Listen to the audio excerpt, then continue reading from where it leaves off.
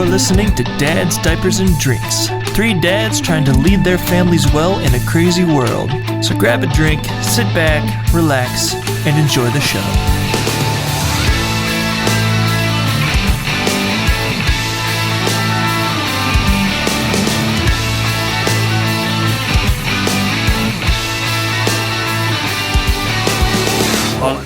I'll do a quickie. Okay, cool. We'll do a little quickie. Cool. All right, here we go. It's Bats, Diapers, and Drinks. Bats, Diapers, and Ginks. Let's keep it.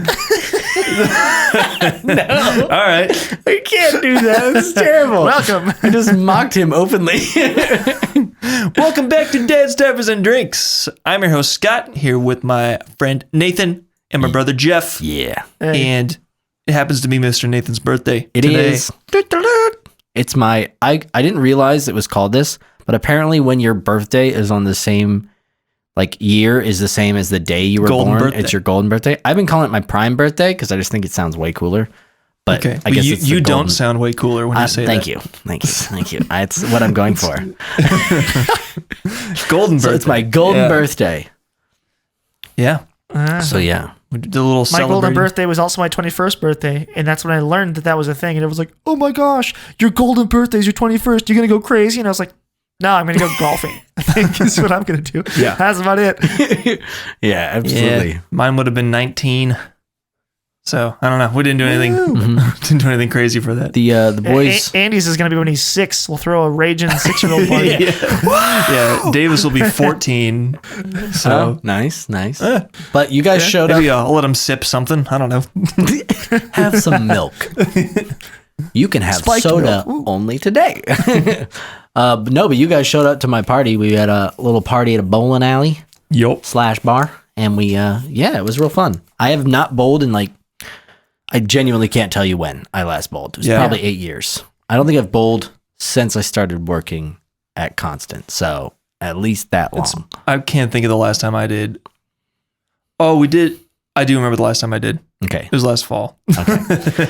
Well, Like literally fall of 2021. It was a company outing thing. mhm.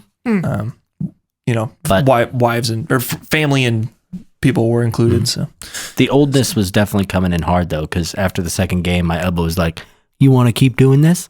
Are you sure you want to keep doing this?" It was not fun. I But I'm couldn't good believe now. how sore my fingers got. Oh, I know.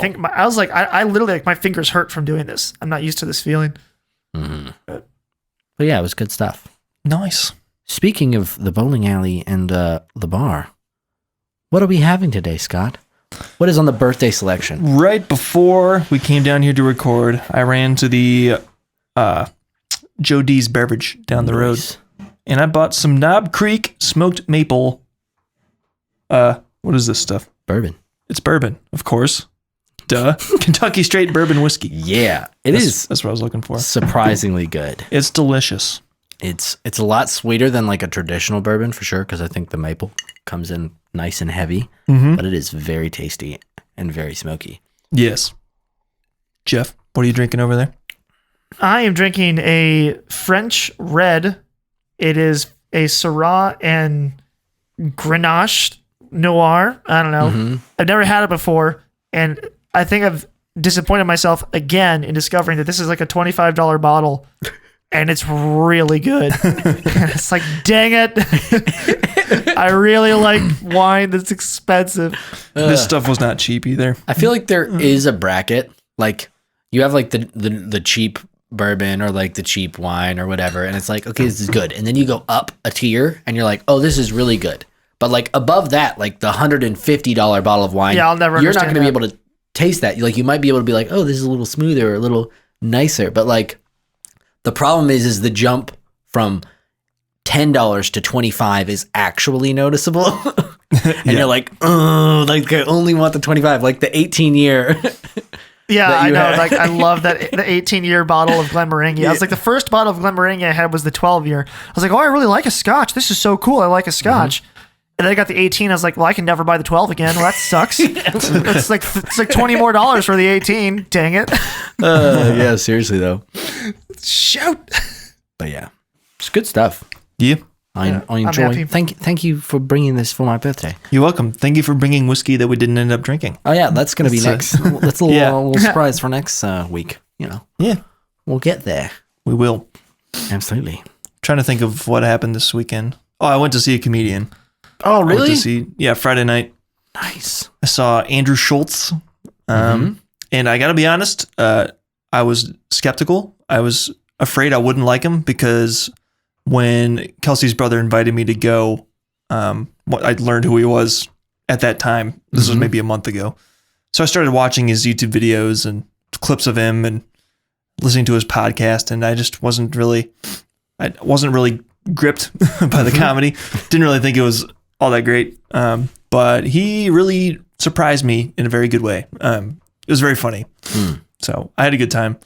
It was decently raunchy, which is not my favorite stuff. I just think that's like the joke has to be really freaking funny if you're going to justify going there. Yeah. But it was pretty funny, I got to say. But it's just, there's a little bit of a cringe factor for me just talking about that stuff so openly and graphically.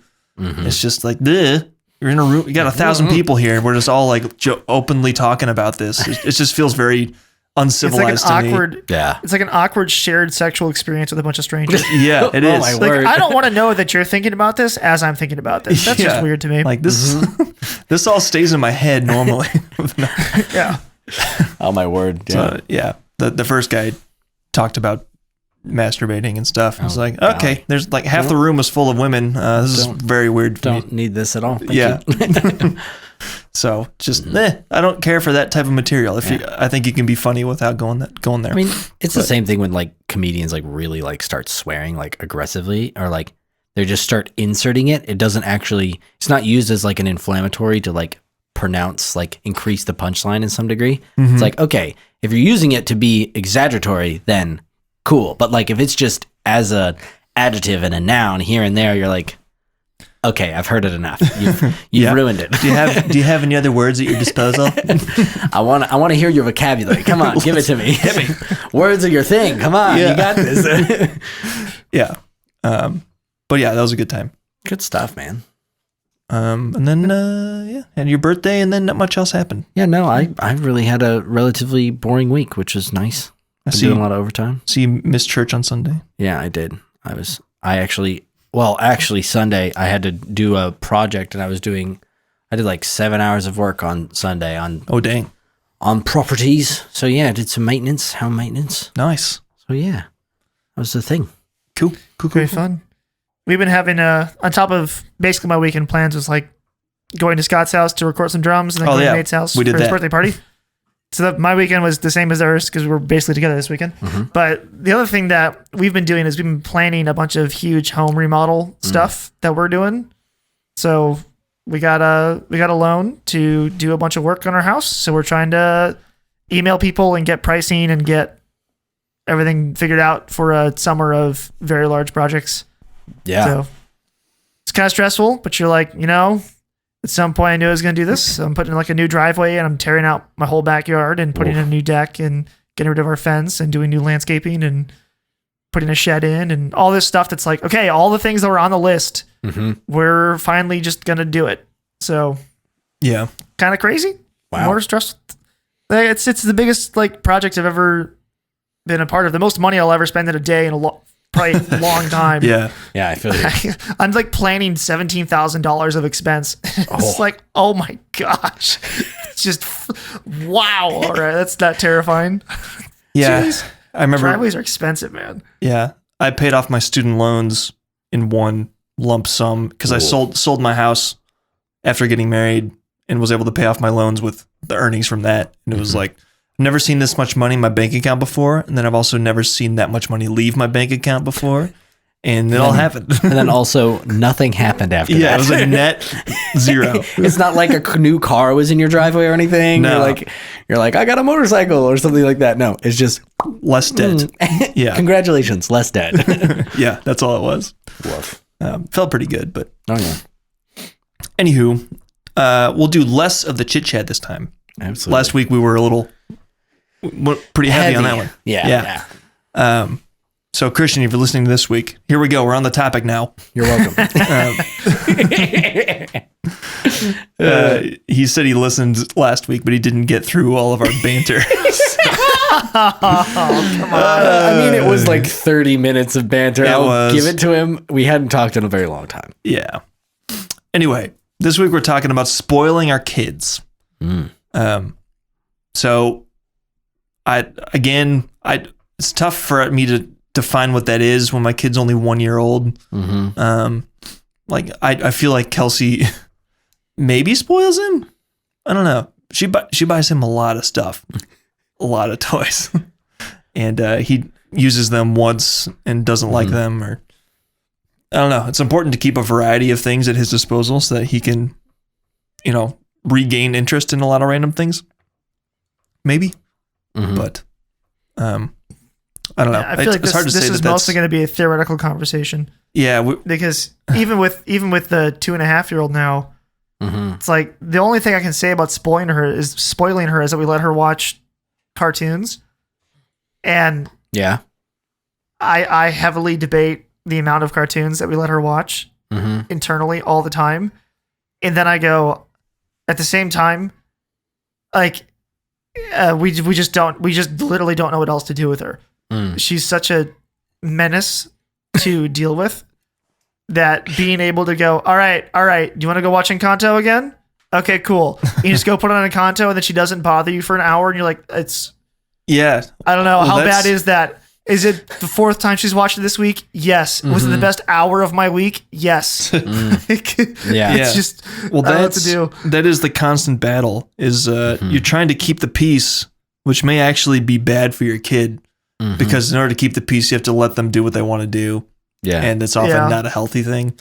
So I will allow certain levels of danger for Davis just so that I don't have to deal with him screaming when I shut the baby gate. Or that's the constant balance. But it's part of the exercise of saying no to your kid and them getting used to that and being okay with it.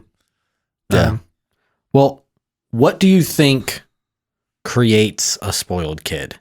Like, I mean, we all knew spoiled kids growing up. I mean, you knew them in your school. I knew a whole slew of spoiled kids. Like, what do you think actually creates that environment? Because I don't think it's exclusively kids that have a lot or can do whatever they want. Because I know that I had a lot of friends that were quite wealthy, but also were not spoiled. I would have never been like, oh yeah, and you're so freaking spoiled. Yeah.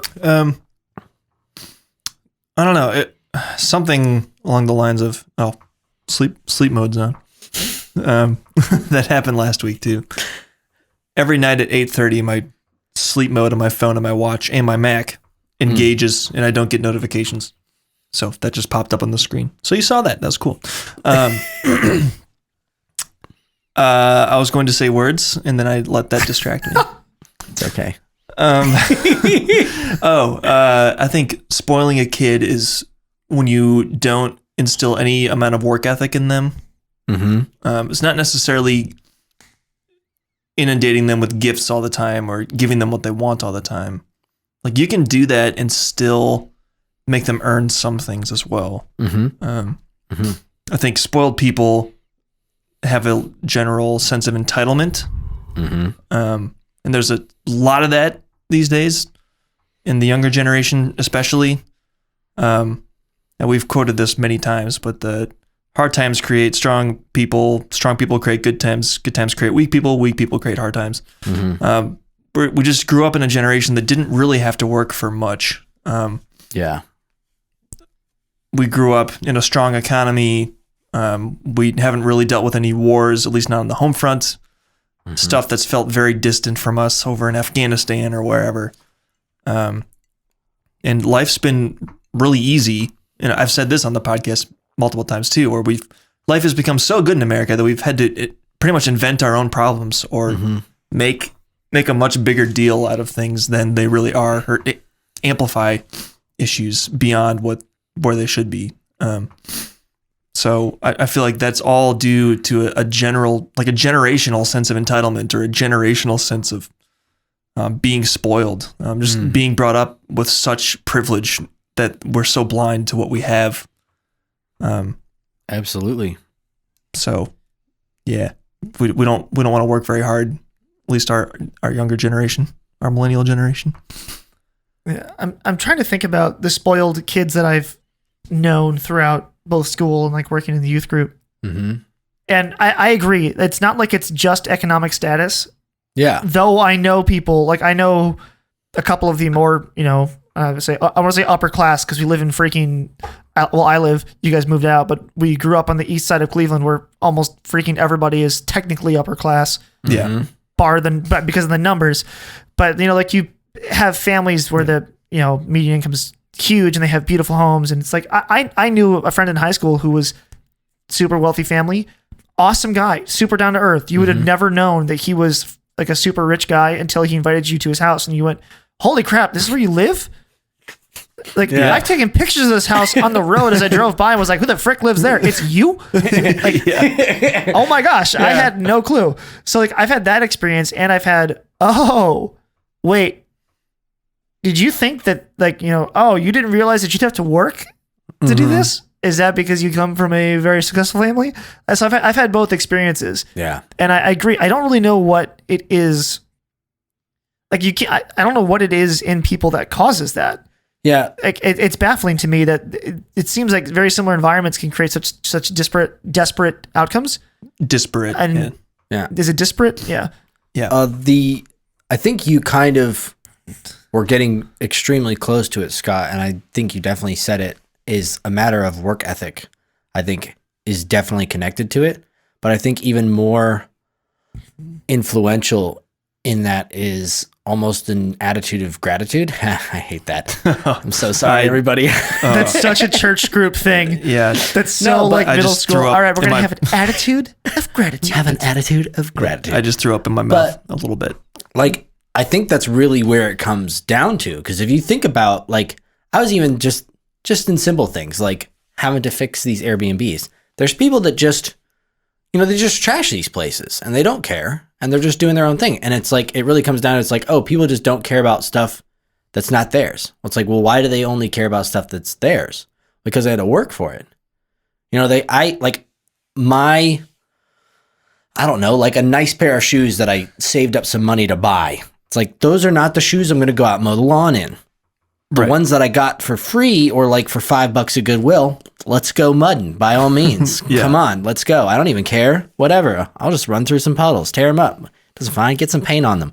It's like I don't have a sense of value or gratitude for that thing because A, I didn't work for it, and B, it wasn't valuable. And so like developing that sense of gratitude in your kids, I just think is so influential beyond many things that is going to prevent them from being spoiled. Because even if you have a lot, like there's going to be people that have a lot that are entitled, and there's people that are even going to have not that much that are entitled.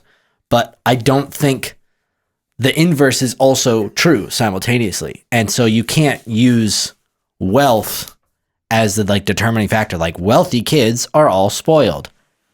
It's like, because that's obviously not true. There has to be a consistent factor. Well, there was. I think it's more common, but it's not an absolute. Well, I mean, even Jesus said it's easier for a rich man to get through an eye of a needle than it is for them to get into the kingdom of heaven. Well, it's easier for a camel to get through the eye of a needle than a rich man to get to heaven. That one, you did it. Thank you. It's easier for a rich man to get through the camel than the eye of the needle to heaven. The camel's eye. It's easy for the eye to get through the camel. So I finished listening to that Tim Pool IRL interview with Jeremy Boring, which I am a Jeremy's Razors subscriber now, by the way. Interesting. I'll have to look that up. Have you seen the commercial? No, I've got to. As soon as it sends, you got to watch the commercial. We're watching that. Best commercial ever. If you're listening and you haven't heard, if you haven't seen the Jeremy's Razors commercial, I highly recommend going and looking it up. I am very excited. And if you're a guy who buys razors, may as well buy it from them. Yeah, I don't even care if it's not a good razor. I'm not. It's not about the razor. It's not about the razor. Anyway, in this interview with Jeremy Boring, Tim Pool, he was quoting somebody else, but it was like, if you took away the wealth of all the wealthy people, those same people would become wealthy again. Or if if you took all the wealth from the wealthy people and gave it to the poor people would squander it, and the wealthy people would find a way to become wealthy again because it's a skill. Like, and that's the same thing with these kids growing up with money. That doesn't guarantee that they're always going to have money. Like, they need to be taught how to earn it. Need to be taught some level of a work ethic to be able to maintain that level of managing your money. Money doesn't grow on trees. It's very easy to lose it. There's some stat about like every third generation, all the economic status stuff kind of resets. Or like if your grandfather was super successful and your dad was successful, you might be less successful, but your kids probably won't be.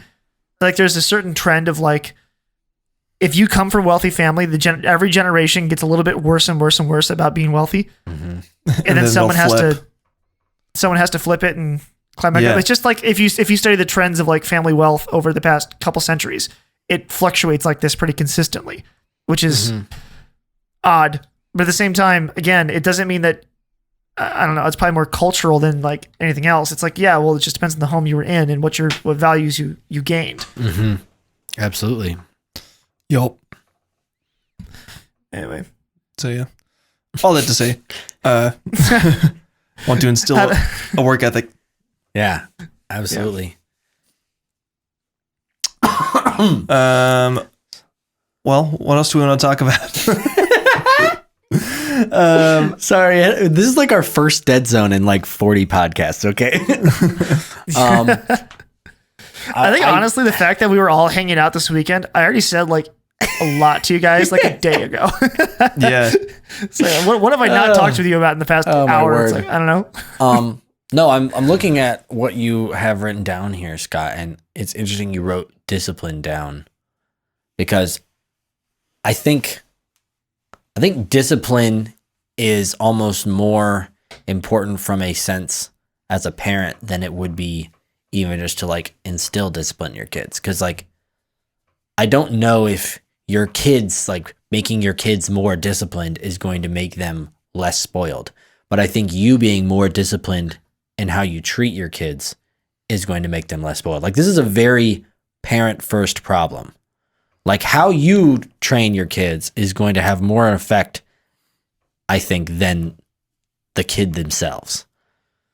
The first thing that I thought of when you said that was be like follow through on, or the actions have consequences every time kind of idea, which I think is probably the thing that attributes most to spoiling. Like, now I'm thinking about this more, like, well, you see the kid that does something that you know is wrong and doesn't get punished for it. And you go, if you keep doing that, this will be a spoiled kid. It really, I think that's a pretty key thing of like, when your child misbehaves, you punish them. And again, it's not like it has to be some like unbelievably ridiculous punishment, but there must be punishment for bad action. And if bad action never gets punished, you eventually get a kid or a young adult who they think the rules don't apply to them. They think the rules don't apply to them. So I think that to me is what I'm kind of landing on, is like, with discipline of like, the point of the discipline is, if you don't discipline wrong action, then you will spoil your kids. And that's probably the biggest thing. It's not so much about giving them stuff per se. I'm certain there's some aspect of like, I mean, we joke about it that I keep threatening to go into the playroom we have with a garbage bag and just start filling it with stuff, because there's so many freaking toys in there. They end up in my house everywhere. I'm like, she doesn't need this many dang toys. There's no way she needs this much stuff. And just like, I'm going to throw it all away. But I don't think that that's the cause of many problems. The fact that she has 4 different choo-choo trains and 11 different cooking utensils that she plays with and makes dinner with us with, I don't think that's that big a deal. I think it's more that when she's bad, she has to be disciplined for it. And as long as that lesson is clear, the material stuff isn't as important. Yeah. Right. Well, I think equally as important as disciplining bad behavior is rewarding good behavior. Yeah. Which you guys try to do with the brownie. You guys are potty training Kelly right now. Yeah. Good stuff. So we were just at our parents' house yesterday, and Kelly needed to go potty, so Jeff went with her. And the rule was you can't have a brownie until you go potty. then we turn around and grandma's Well, over there yes. giving her a brownie. Our mother my word. already gave her a brownie. Well, she's asking for a brownie. That was our bargaining chip. You've ruined it. Oh my word. Handing her aces under the table. Yeah. Our thing at home is we just have some M&Ms. We have a bag of M&Ms up in the cabinet, and whenever Kelly goes to the bathroom, we give her M&Ms. So she'll be like, she has the routine down. She's like, take pants off, go potty, wipe, flush, M&Ms, and she just She says screams. that? Yeah. That's hilarious. You're gonna like Pavlovian She goes through her little response. checklist. You're gonna like Pavlovian response, Kelly. She's gonna start salivating every time she has to go to the bathroom. Like, I need an M&M. So my brother and sister-in-law, they called them poo-poo pops, and they gave them little dum-dums whenever they went to the Oh, bathroom. that's great. So they said, "You want your poo-poo pop?" And then the kids run to the bathroom. It was funny. hilarious. You can just like instill immediate need to go to the bathroom, like activate their bladder. Poo poo pop. Just immediately run. Oh my! It word. really is like, you know, the Freudian social conditioning of dogs and everything. You literally do it to your kids to get into potty train. It's kind of freaky. It works. Well, You know? also something I just thought about is that the interesting thing about spoiled kids or spoiled people in general is it's uniquely like psychological and emotional at its basis, but it's affected by the physical world so much in like, oh, I just have so much. I just have whatever I want, essentially. It's that total entitlement, but simultaneously it almost is entirely exists on like a psychological plane. Like the stuff alone is not going to cause someone, like if Scott was given a Corvette tomorrow by one of his good friends, he's like, yeah, I won a whole bunch of money, so I wanted to buy you a Corvette. He's not going to suddenly become a giant spoiled butt face. It's just not going to happen because Are you insinuating that Corvette drivers are giant spoiled butt faces? Yeah. but like it's really a heart issue fundamentally. Yeah. Yeah. Yeah. Sorry, I didn't really leave that very open ended. That's all right. Well, I was trying to think of I thought of a similar scenario, but I was trying to think of how to word it. I don't accept big gifts very well. Mm-hmm. An example, I hope this doesn't embarrass our father, but I'm going to say it. We had our dad raced cars the whole time Jeff and I were growing up, and we always loved going to the racetrack on the weekends, and we would travel to different states and we'd camp out, and it would be a big thing. And we'd watch Dad race. We would watch all these other groups race that drove much different cars, and there's such a huge variety of different race cars that would go around the track, and you get to watch all of them. And those were really fun times. And we had always been talking about me racing someday with Dad. And then I went off to college. Our dad stopped racing my freshman year of high school because the economy, that was 2007, 2008, my freshman year of high school. Mm-hmm. And the economy went in the dumpster, and my dad sold his race car. So we went through all of my high school years and all of my college years without him racing at all. Mm-hmm. And for a while, I really missed it. But then, life went on, and I went through college, and I didn't really, I kind of realized, I don't think I need to race. I don't think that's a big desire of mine anymore. Mm-hmm. And then I graduated, and as a graduation present, he gifted me a race car. And I was really uncomfortable with that. It was a total surprise. I did not know he was doing that. And yeah, it was awkward. I drove it a couple times. We took it to an autocross event. Mm-hmm. Oh, that was fun. It was fun. And then we took it to a track day out at Nelson Ledges. Oh yeah, it's the one at Nelson Ledges. Yeah. Yeah. So I drove it a few times, but other than that, racing is a very expensive hobby to get into, and I just wasn't very driven to do it. Like getting the race car is a giant hurdle to get over. So like once we had the car, I was like, all right, it's not that much more we need to do. Because it was a fully functioning car. We didn't have to really do anything to it. But then I don't know. It kind of sat in the driveway for a long time and wasn't getting used, and we weren't, I don't know. Life got busy, and eventually we decided to sell the car, and I didn't end up becoming a race car driver. All that to say, I think our parents did a good job of instilling a work ethic in me and not a sense of entitlements. Or I don't know if it's an issue where like it's not just big gifts I don't accept well. It's kind of like any gift because I want to earn everything that I have, and I feel like if I'm given anything freely, it's like I don't know. It feels weird to me. Yeah. So especially being given a giant gift like that was like, this is so weird. I don't know what to do. So It's funny to me that you didn't view your graduating college as having earned a gift. Because to most people, that seems like, well, you did earn it. You graduated with a degree in electrical engineering from a good college. Like, yeah, you earned it. Yeah. But it's funny for me to hear from you now, because obviously I know this story, and I've never really heard you talk about this particularly, that you felt like you hadn't earned it. Because I just thought, from my perspective, it's just that you weren't particularly interested in that. Once you were finally at the point where you could race, it was like, okay, this is a really big commitment. It's expensive. It's a lot of time. I need a lot more equipment. I need to like working on cars. Yeah. And I just don't think I'm into it. And then you sold it, and I was like, all right, tried, cool. Net gain, really. I think you sold the car more for than what Dad paid for it. So it wasn't like it was a big loss. It wasn't I don't think it was a big deal in the long run, but I just had the thought, it was my entire high school and college years where Dad wasn't racing. And that's when we started golfing a lot. Oh, yeah. So I think given what happened in college with our spring breaks, we'd go on these golf trips.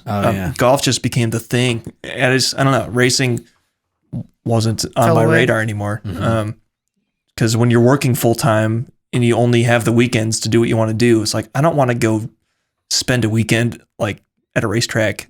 It's a huge effort. You got to camp out. It's uncomfortable. Especially, we weren't wealthy enough to have a really nice camper or a motorhome. So it would be tent camping or something, or we could have used our old RV or whatever. No, we do have a very old RV. My parents do. It's completely gutted currently because it got all moldy. So it's nasty. Yeah, it was just I lost the desire to race is the moral of the story, but I was gifted a gift, a very big gift, which was extremely generous of Dad. Like I thought the heart behind it was amazing, and that's great, but it's still like I was in this awkward position where like I just lost the desire to do it. So it's like, well, we have this car now, and now I'm spending money getting new seatbelts put into it and buying a racing helmet. Like this just feels so weird because I don't think I want to do this. Yeah. So it's also, I feel like it's difficult especially when it's like, it's obviously was a passion of your dad for him to do it as long as, and you're like, I want to have the same passion as you, Dad. Right. But obviously golf was definitely a passion that you absorbed from him for sure. Yeah. Yeah. So I think that's definitely why you leaned that way, obviously. For sure, yeah. You felt it a lot more. And I golfed. It was not necessarily something I got from him. It might have been something he got from me. I don't know. Because I golfed I was on the high school golf team. And he never golfed in high school. I was the main golfer. So I don't know. After high school. You convinced me to join the golf team because I played soccer. And then I joined the golf team once you were on the golf team because I thought it looked better. Yeah. Looked more fun. So golf kind of became the sport that I played after high school because all the other sports are really difficult to do unless you're a member of a community center or a YMCA or I don't know. Can't play basketball by yourself very well. Yeah. But golf, you can my joke is always with baseball. They're like, what are you going to do? You're going to get your 17 friends together and go play a baseball game? Like, it's just, you'll never do it again. Yeah. Seriously. Yeah. You can join a softball league or something, but I know. And I can't do softball league. Yeah. Ellen was in one when we were first dating. And she was like, oh, you should come play. And I was like, I'll come watch a game. And I played in an IM softball league at Kent. Yeah. And it was me and a bunch of baseball guys, and we were undefeated, and we scored like 25 runs a game, and then the other team quit. We're like, yeah. Mercy rule. It turns out when you give a bunch of like really good baseball players a softball pitch, lobbing we it just in. hit home runs.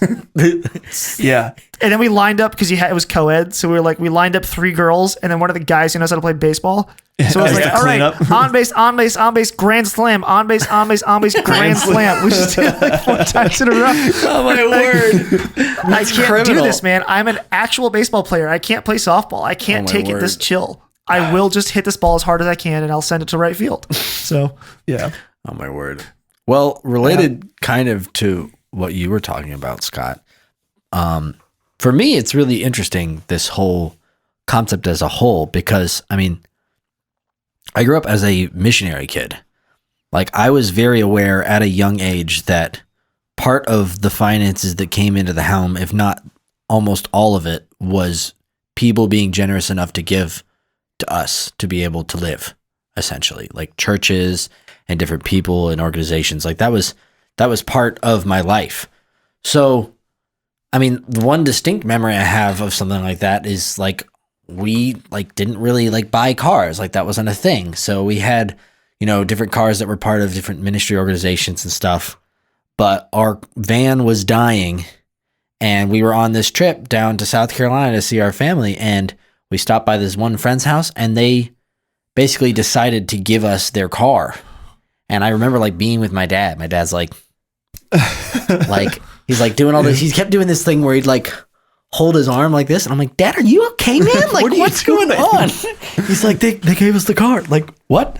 They decided to give us the car. And I was like, whoa. And it like really like blew me away. And so it's like, I don't know if it's entirely like, oh, I just like had really great parents and I was in a perfect environment to not become a spoiled kid. It's like, oh, I didn't have a bunch of things, so I wasn't a spoiled kid.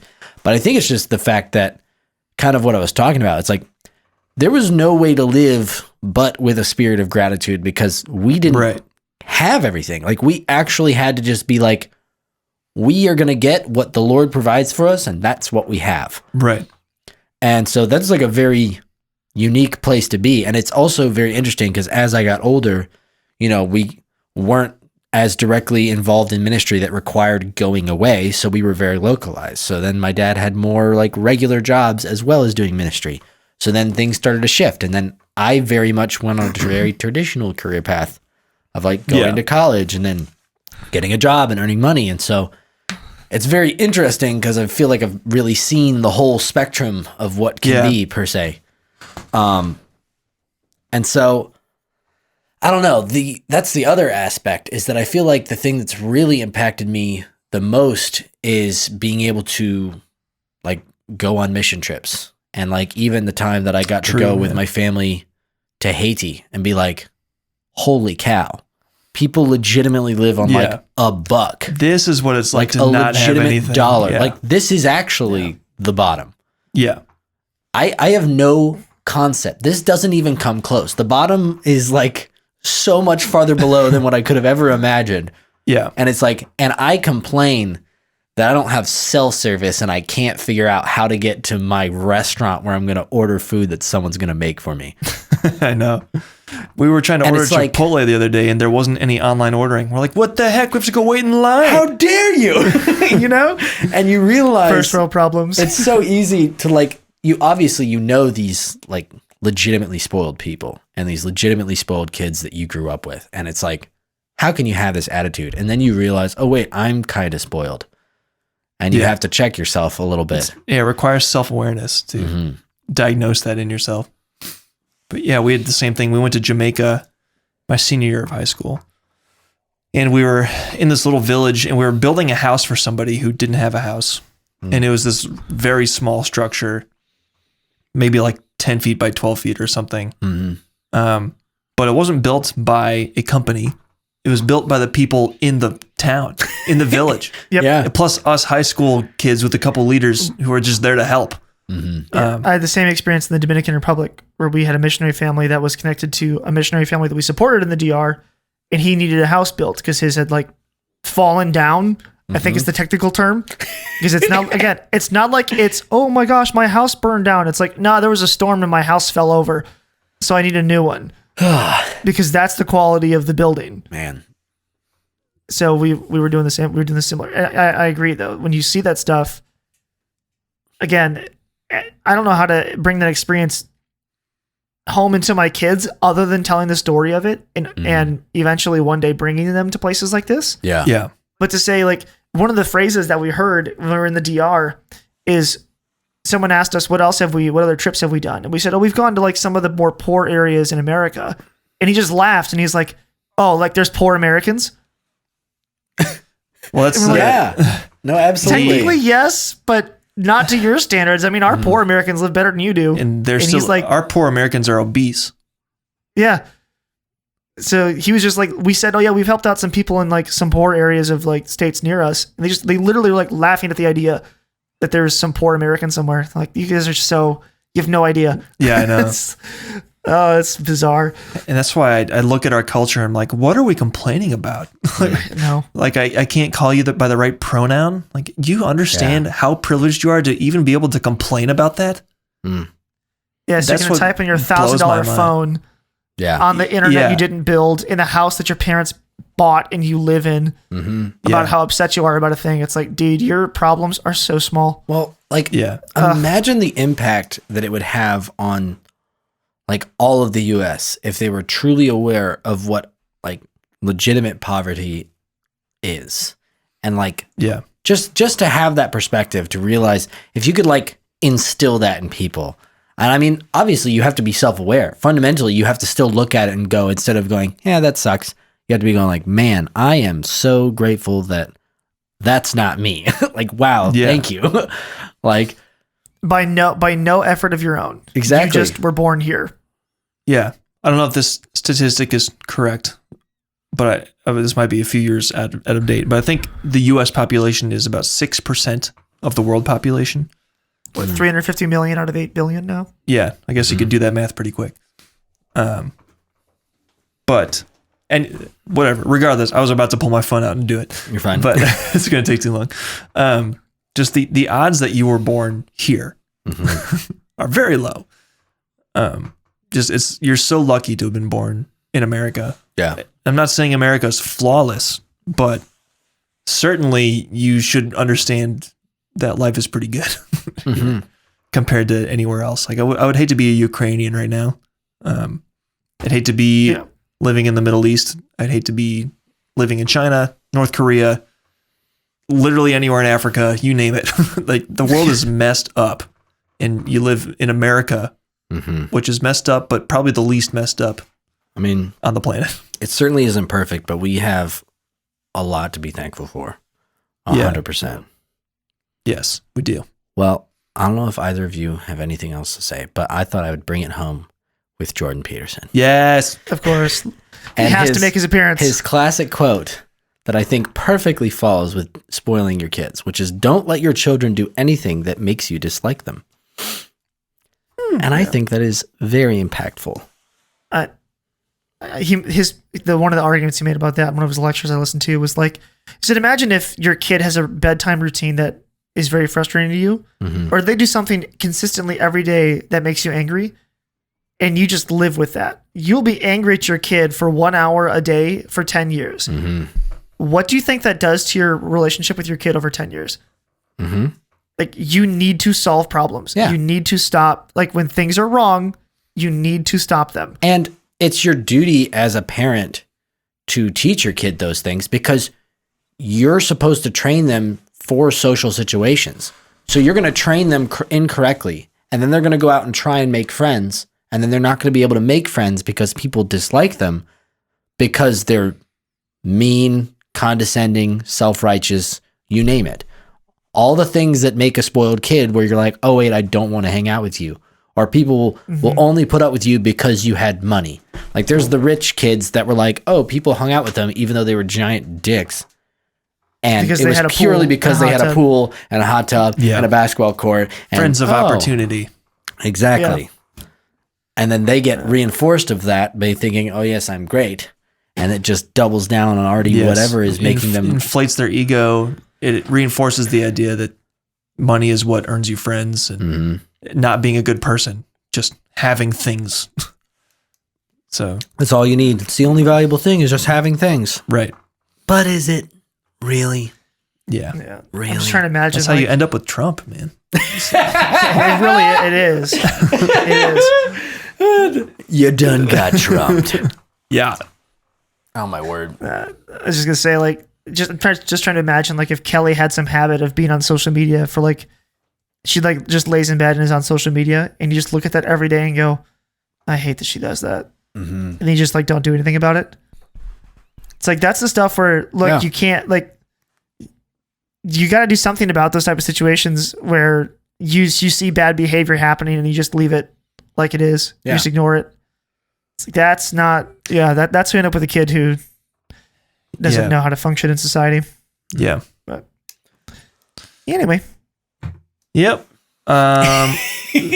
We're wrapping this one up. I have seized your glass. This one is shorter and hopefully a little sweeter. It certainly was the for me. bourbon was sweeter. The bourbon certainly was sweeter. Delicious. I cannot wait to drink more of it, which is a scary thing to say. Alcohol. But yeah. Alcohol. Follow us on the socials. Jeff has been doing nice on the Twitter. You had I'm trying to actually post things. Been cleaning it up on the Tweetster. I tweeted something today. Saw that. You saw that? Yeah. What did Dave Rubin say? It was twitted? funny. I twait. I feel like that should be the past tense. I in fact twit. I posted a tweet. I twait. No, it's only past tense. Instead of tweeted, you say twait. I twait. I left a tweet. Dave Rubin said, "What did I miss? Did anyone punch anyone on live TV last night or something?" I was like, "Dave, you're not going to believe this." We had. That was. I feel like we could like minorly address that. That is one of the craziest things. Like, I have not seen a single person that utterly shocked on live television in such a long time. So today's March 28th. The debate right now is that it was it staged or was it legit? It might have been. I don't know. So the Oscars were last night, March 27th, 2022. And Will Smith, so Chris Rock was the host, and he was making a joke about Jada Pinkett Smith's short hair. Turns out she has alopecia, which became publicly known like 5 or 6 years ago. Not sure if Chris Rock was aware of that, but he made a joke about her starring in G.I. Jane 2. Yes, so because she just has short hair. She has her head is almost shaved looking. Which is kind of a joke and some bad taste, I think. Absolutely. But Will Smith was initially, the camera was on him when the punchline was delivered, and he was laughing at it. Yeah. And then you could see Jada in the background not happy. And then Will Smith just walks on stage and smacks Chris Rock in the face. But the way Will Smith performed the hit, it looked like how a comedic actor would hit somebody. It was not. It looked like a TV slap. It looked like a TV slap. It was not. It was very telegraphed. I'll say that much. It was. And Chris Rock did nothing to defend himself. It was almost like he knew it was coming. His hands were also like, entirely possible. Yeah. So there's no like pressing charges and anything. Like he already said like, oh no, I'm not going to press charges on Will Smith for that. It's like, all right. And instinctually, I was like, yeah, Will Smith, go defend your wife. But then I remembered, wait, they have an open relationship. He allows his wife to have sex with other men. But then he goes up and defends her. I'm like, I'm so confused about what marriage means to you. I know. What are you defending? Her ability to keep sleeping with other people? Or I have no idea. It's all backwards. The best post was by Matt Walsh. I'm sure it was. Yeah, well, I want to get the actual phrase. Let me try to look it up real quick. It was such a banger. Oh no, it was something along the lines of like, I'm sure that Jada's boyfriend is very thankful to Will Smith for defending his girlfriend's dignity on the Oscars. Something like that. Oh, it's cold. It was like, love. Oh my gosh, man. Yeah. Good night. Hey, well, guess what? We just bookended it. Too much chatting at the beginning. Stay for the end. That's right. We got more for you. Yeah. Oh, another little housekeeping thing. Yeah. A lot of you, our audience size is around 20 people right now. We hear from a lot of you firsthand, which is fun.